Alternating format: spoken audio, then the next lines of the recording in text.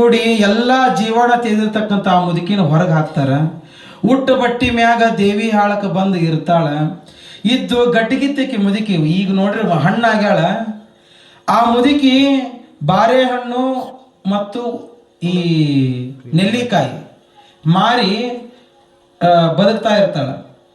ಆಕಿ ಗಂಡನ ಆಸ್ತಿಯನ್ನು ಬಿಟ್ಟು ಬಂದ್ಲು. ತವ್ರ ಮಣಿ ಆಸ್ತಿ 1 ಎಕರೆ ಇತ್ತಕ್ಕಿದು. ತವ್ರ ಮಣಿ ಆಸ್ತಿ 1 ಎಕರೆ ಇತ್ತು. ಕುಂದಗೋಳ ಬಸವಣ್ಣಜ್ಜರ್ ಎಲ್ಲರಿಗೂ ಗೊತ್ತಾ ನಿಮಗೆ? ಅವ್ರನ್ನ ಕೇಳ್ರಿ ನೀವು ಇದನ್ನು. ಆ ಕುಂದಗೋಳ ಬಸವಣ್ಣಜ್ಜರ ಊರಿಗೆ ಹತ್ತಿ ಹೈವೇ ಕತ್ತಿ 1 ಎಕರೆ ಹೊಲ ಇತ್ತಕ್ಕಿದು. ಆ ಮಠಕ್ಕೆ ಹೊಕ್ಕಳಕ್ಕೆ ಮಣಿ ಬಿಟ್ಲು. ಮೊದಲು ದೇವಿಯ ಹಾಳಕ್ಕೆ ಬರೋಕಿನ ಪೂರ್ವದ ಮಠಕ್ಕೆ ಹೊಕ್ಕಳ. ಯಪ್ಪ ನಾನು ಎಲ್ಲರೂ ಹೊರಗೆ ಹಾಕ್ಯಾರ, ನನಗೆ ಈ ಆಸ್ತಿ ತಗೊಂಡು ನಾ ಏನು ಮಾಡಲಿ? ನೀ 4 ಮಂದಿಗೆ ಒಳ್ಳೇದು ಮಾಡ್ತೀಯಪ್ಪ, ಇಲ್ಲಿ ಶಾಲೆ ಕಟ್ಟು ಅಂತ ಹೇಳಿ ಆ 1 ಎಕರೆ ಹೊಲಾನ ಆ ಮಠಕ್ಕೆ ಬರಲ್ಲ. ಏನ್ರಿ ಆ 1 ಎಕರೆ ಹೊಲಾನ ಆ ಮಠಕ್ಕೆ ಬರದು ಮುಂದೆ ದೇವಿ ಹಾಳಕ್ಕೆ ಬಂದ್ಲು. ಅಲ್ಲಿ ಬಾರಿಯನ್ನ ಆದಿದು ಮಾರ್ಕೊಂತ ಇದ್ಲು.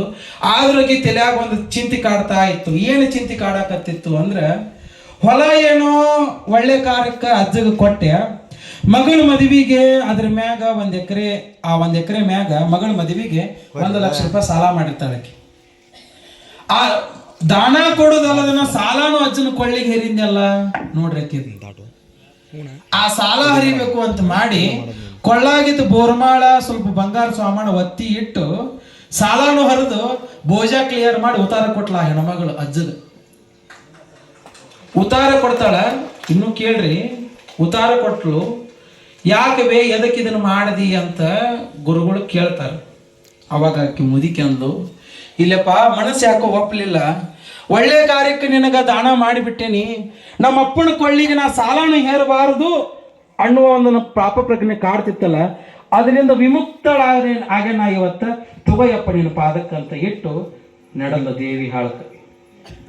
ದೇವಿ ಹಾಳಕ್ಕೆ ಹೋಗಿ ತನ್ನ ಜೀವನ ನಡೆಸಿ ಅವ್ರಂದ್ರು, ಯಮ್ಮ ಇಷ್ಟು ವಯಸ್ಸಾಗೈತಿ, ಎದಕ್ಕೆ ನೀ ಅಲ್ಲಿ ಹೋಗಿ ದುಡಿದು ಬದುಕ್ತಿ, ನನ್ನ ಮಡದಾಗ ಇರೋ ನನ್ನ ತಾಯಿಯನ್ನು ನೋಡ್ಕೊಂಡ್ ಬಿಡ್ತೀನಿ ಅಂತಂದ್ರೆ ನಿನಗೆ ಬಾರ ಆಗಲ್ಲಪ್ಪ, ನಾನು ಶಕ್ತಿ ಕೊಟ್ಟವನು ದೇವರು, ದುಡದ ತಿಂತೀನಿ ಅಂತ ಹೋದ್ಲು. ಹಿರಿಯರಿಗೆ ಸ್ವಲ್ಪ ಸ್ವಾಭಿಮಾನ ಭಾಳ ಇರ್ತೈತ್ರಿ.